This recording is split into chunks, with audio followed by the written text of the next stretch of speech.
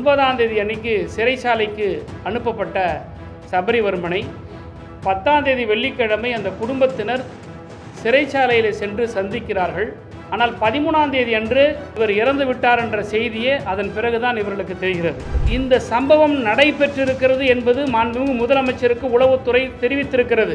JNN Institute of Engineering, TNEA Counseling Code 1126 near Red Hills, Chennai. Sivaganga மாவட்டத்தில் இருக்கக்கூடிய மடப்புரம் கோவில் காவலாளி திரு அஜித்குமார் தாக்கப்பட்டு மரணமடைந்தார் என்ற ஒரு செய்தி வந்தபோது அன்னைக்கு இந்த திரு விஜய் என்ன செஞ்சார்? மேடை போட்டு பேசினார்.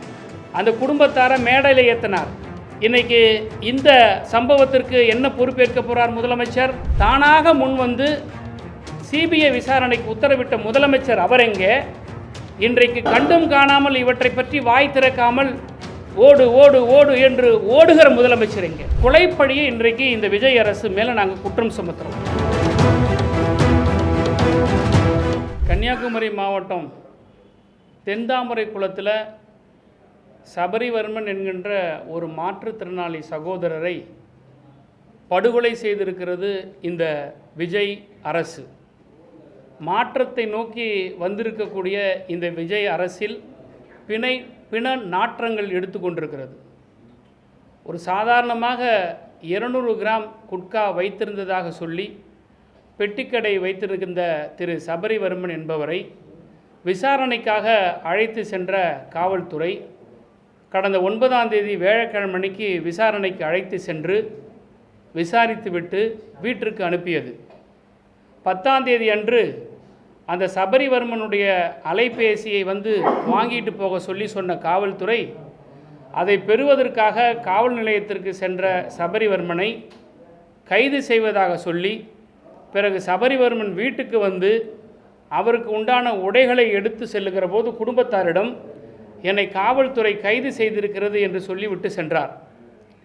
கைது செய்து சிறையில் அடைப்பதற்கு முன்பு ஜுடிஷியல் மேஜிஸ்ட்ரேட் முன்பு ஆஜர்படுத்தப்படுகிற குற்றவாளிகளை மெடிக்கல் ஃபிட்னஸ் வாங்கின பிறகு தான் கொண்டு போய் ஜுடிஷியல் மேஜிஸ்ட்ரேட்டிட்ட கொடுத்து medically is fit to remand அப்படின்னு வாங்கின பிறகு தான் சிறைச்சாலைக்கு அனுப்ப முடியும். அப்படி மெடிக்கலி ஃபிட் என்கின்ற சர்டிஃபிகேட்டை வாங்கிய பிறகு 9ஆம் தேதி அன்னைக்கு சிறைச்சாலைக்கு அனுப்பப்பட்ட சபரிவர்மனை 10ஆம் தேதி வெள்ளிக்கிழமை அந்த குடும்பத்தினர் சிறைச்சாலையில் சென்று சந்திக்கிறார்கள். அவர் நலமுடன் இருக்கிறார், நன்றாக பேசுகிறார், எந்த விதமான காயமோ அல்லது போலீஸ் சிறைச்சாலையில் தாக்கியதற்காக எந்த புகாரும் அவர் தெரிவிக்கவில்லை. ஆனால் 13ஆம் தேதி அன்று ஜெயிலிருந்து போலீஸ் மூலமாக இவங்கள் வீட்டுக்கு அலைபேசி மூலம் தொடர்பு கொண்டு சபரிவர்மன் வந்து உடல்நலை குறைவாக மருத்துவமனையில் அனுமதிக்கப்பட்டிருக்கிறான்னு சொல்லி தகவல் கொடுக்கப்படுகிறது. அதன் பிறகு மருத்துவமனைக்கு போன இந்த குடும்பத்தார் அவரை பார்க்குறதுக்கு அனுமதி கேட்டால் கொடுக்கல. ரொம்ப நேரம் போராட்டத்துக்கு பிறகு மார்ச்சில் இருக்கிறதா சொன்னபோது அந்த குடும்பம் அதிர்ச்சிக்குள்ளாகிறது. அதன் பிறகு இவர் இறந்து விட்டார் என்ற செய்தியே அதன் பிறகுதான் இவர்களுக்கு தெரிகிறது. 10ஆம் தேதி நல்லா இருந்த அந்த சபரிவர்மன் 13ஆம் தேதி மரணம் அடைந்ததாக வந்து காவல்துறை தெரிவித்த பிறகு நேற்றைக்கும் இன்றைக்கும் அந்த இடத்துல மிகப்பெரிய ஒரு போராட்டம் இந்த குடும்பத்தால் நடத்தப்பட்டு வருகிறது. ஆனால் இது ஒரு புறம் நடந்து கொண்டிருக்கும் போது தான் சினிமா ஷூட்டிங்கை எடுத்துக்கொண்டிருக்கிறார் நம்முடைய முதலமைச்சர் அவர்கள். பெரம்பூரிலே வீதியில் வலம் வருவது போன்றும் அரிசியை ரேஷன் பொருட்களிலே கொடுப்பது போன்றும் இந்த சம்பவம் நடைபெற்றிருக்கிறது என்பது மாண்புமிகு முதலமைச்சருக்கு உளவுத்துறை தெரிவித்திருக்கிறது. இந்த சம்பவத்தை திசை திருப்புவதற்காக எல்லா கேமராக்களும் தன் முகத்தை பார்க்க வேண்டும் என்பதற்காக இத்தகைய பெரம்பூருக்கு செல்லுகிற அந்த விஜயத்தை திரு விஜய் அவர்கள் மேற்கொண்டிருக்கிறார்கள். நாங்கள் ஆரம்பத்திலிருந்து திராவிட முன்னேற்ற கழகம் சொல்லுவதெல்லாம் டைவர்டிக் பாலிடிக்ஸை மட்டும்தான் இந்த அரசு செய்து கொண்டிருக்கிறது. 200 கிராம் குட்கா வைத்திருந்த ஒரு மாற்றுத்திறனாளிகளை அடித்து கொலை செய்திருக்கிறது இந்த காவல்துறை. ஆனால் 40 கோடி ரூபாய் லஞ்சம் குட்கா விற்பனை செய்தவர் முதலாளியிடமிருந்து லஞ்சம் பெற்ற குட்கா விஜயபாஸ்கரை தன் பக்கத்திலே வைத்து சிவப்பு கம்பளம் விரித்திருக்கிறது.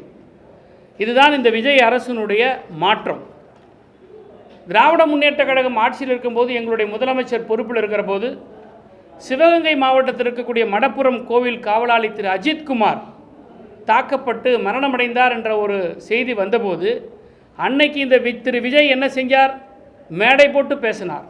அந்த குடும்பத்தாரை மேடையில் ஏற்றினார். எங்களுடைய அன்றைக்கு முதலமைச்சராக இருந்த நம்முடைய திராவிட முன்னேற்ற கழக தலைவர் நடந்த சம்பவத்திற்கு பொறுப்பேற்று அந்த குடும்பத்தாரிடம் மன்னிப்பு கேட்டார். அப்போ என்ன பேசினார் இந்த விஜய்?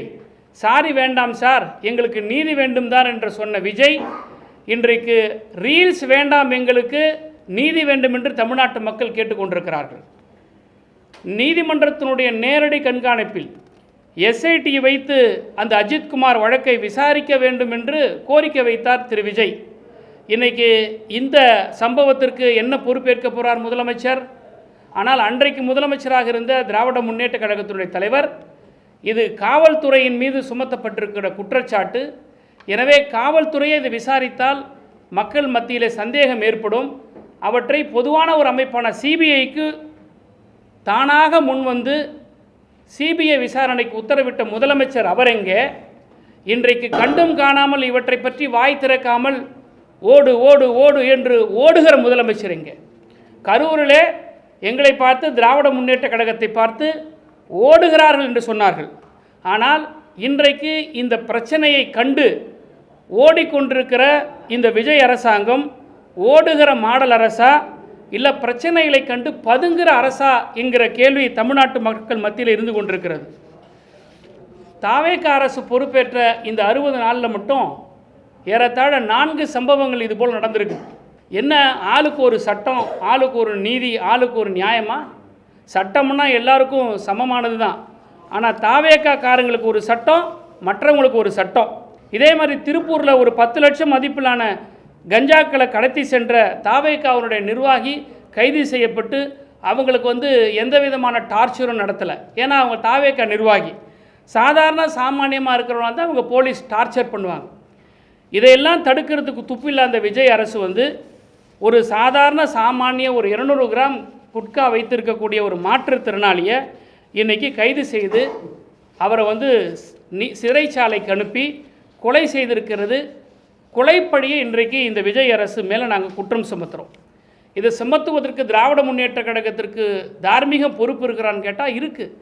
எங்களுடைய அரசாங்கத்தில் இப்படிப்பட்ட ஒரு குற்றச்சாட்டு நடந்தபோது இதே அஜித்குமாருடைய வழக்கில் கொலை வழக்காக முதலில் இந்தியாவில் அரசே காவல்துறையின் மீது 302 செக்ஷன் ஃபைல் பண்ண ஒரே ஆட்சி திராவிட மாடல் ஆட்சி. JNN Institute of Engineering, TNEA Counseling Code 1126 near Red Hills, Chennai.